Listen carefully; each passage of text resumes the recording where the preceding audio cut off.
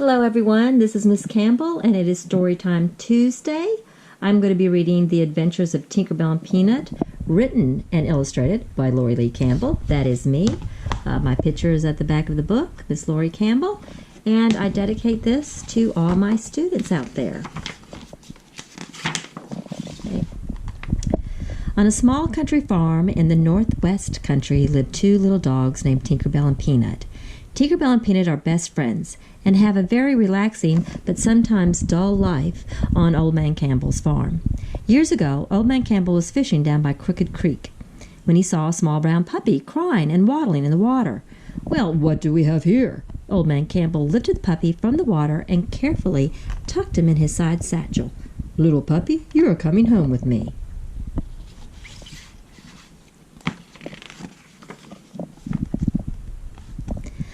That night, Old Man Campbell noticed his bag of shelled peanuts torn open and strung all over the living room floor. He looked over towards the fireplace and saw the little puppy playing with the shells and eating the peanuts.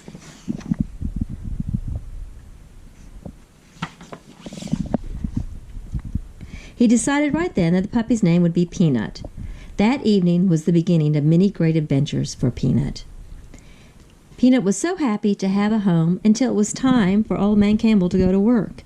Old Man Campbell left Peanut alone in the house, and he got scared. It seemed that his master was gone forever, and he feared that Old Man Campbell would never return. When Old Man Campbell came home from working the farm that evening, he found Peanut hiding and crying in the corner. "Oh, come now, little pup. I am here. I'm not going to leave you. I tell you what, Peanut, tomorrow is Saturday, and I'll take you into town where we will find you a companion. Then you will have no reason to be lonely or feel sad." Peanut's eyes opened wide, and his short stubbed tail wagged back and forth. Peanut couldn't wait until the morning. That following morning, Old Man Campbell and Peanut arrived in town. Peanut was so excited he could hardly stand it. He knew today was the day he would find a friend, and a friend that would always be there for him to play with, eat with, and to talk to. Peanut jumped out of the truck without looking where he was going and tumbled on top of a small Pekingese puppy the same age as him. "Oops, I'm sorry, I didn't mean to hurt you." Tinkerbelle just rolled her eyes up in the air and said, "Excuses, excuses." "What?" asked Peanut. "I said I was sorry. I'm here to find a companion who will come and live with me and Old Man Campbell." And Tinkerbelle growled, "Surely you're joking." At that moment, Old Man Campbell walked over to see what all the commotion was about. "Peanut, wow, you found yourself a nice puppy. That was fast." Tinkerbelle growled and tried to show her teeth as Old Man Campbell picked her up and put her in the truck.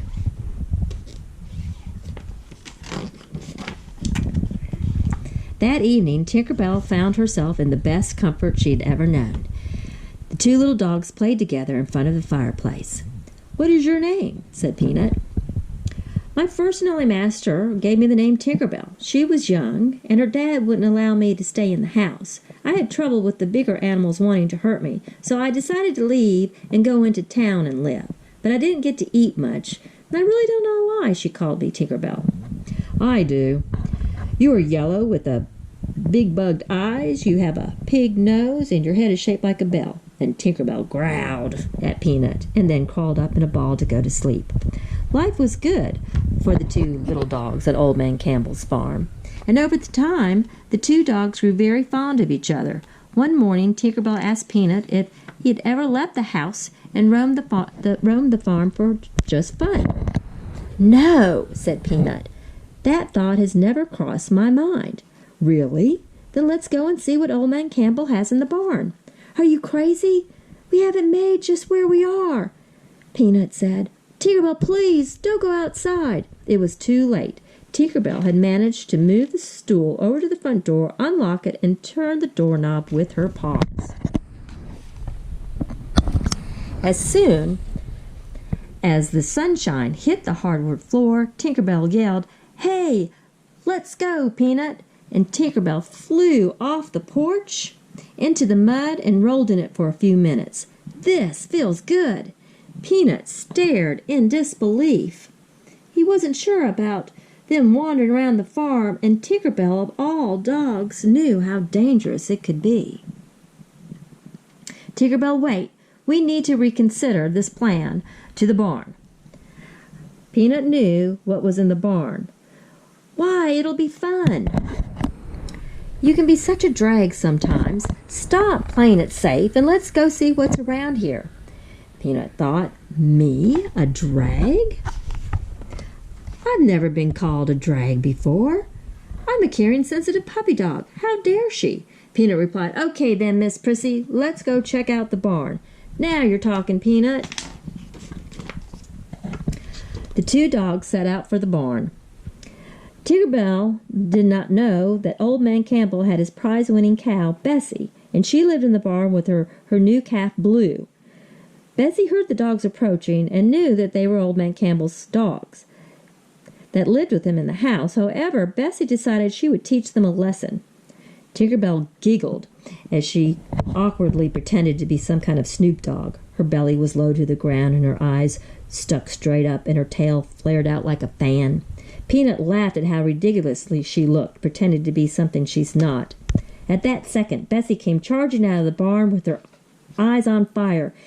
Tinkerbell froze in disbelief and in fear. She had never seen a cow before, only wild dogs, coyotes, and wolves. This animal was the biggest animal she'd ever seen. That with the light. And Tinkerbell screeched as Blue came running after his mama. Oh no, there's another animal that looks just like the big one. Help me, Peanut. Tinkerbell quickly dug herself a hole and hid under the fallen leaves as Bessie made mooing noises around her, and Peanut laughed even harder now.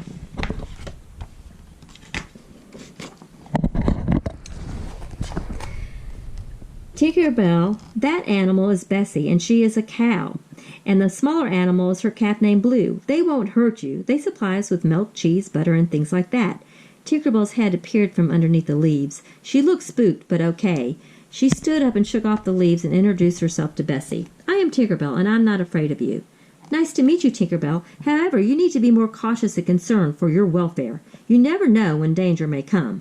Tinkerbell knew exactly what Bessie meant, but still rolled her eyes towards Peanut and motioned her best friend to follow her.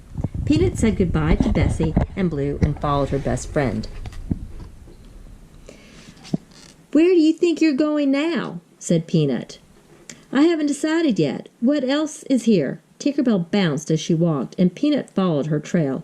Peanut replied, I know there's a pond out back of the house, but I've never been there. I'm afraid of water. Tinkerbell looked amazed.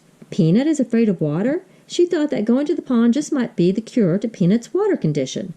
Let's go to the pond, and you can tell me why you're afraid of water. It'll be great therapy for you.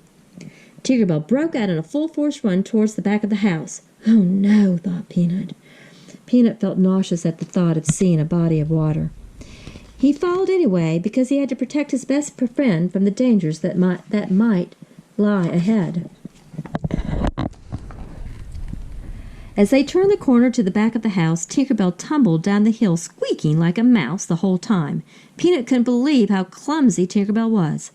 How could this puppy dog know so much about outdoor survival, but continue to be so careless? Peanut looked down the hill and saw Tinkerbell rolling in the grass on her back. Whatever she is doing, she sure has a good time doing it. Peanut flew down the hill like a rabbit running from a fox and tackled her. They rolled and rolled further down the hill and into the pond. Peanut screamed in agony as he hit the water. Tinkerbell stood completely drenched in the pond and looked puzzled as Peanut frantically climbed on the bank and shook the water off. Peanut, we have to talk. What is wrong? Please tell me why you are so scared to get wet. Tinkerbell, I really am not sure. All I know is that I was left on Crooked Creek in a flannel bag.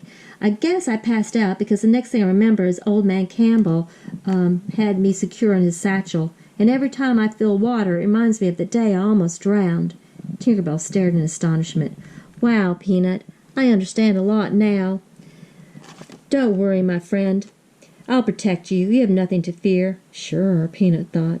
Peanut turned to ascend the hill when Tinkerbell screamed. Mr. Toad had licked Tinkerbell smack dab in the mouth with his gooey tongue, and Peanut fell down laughing.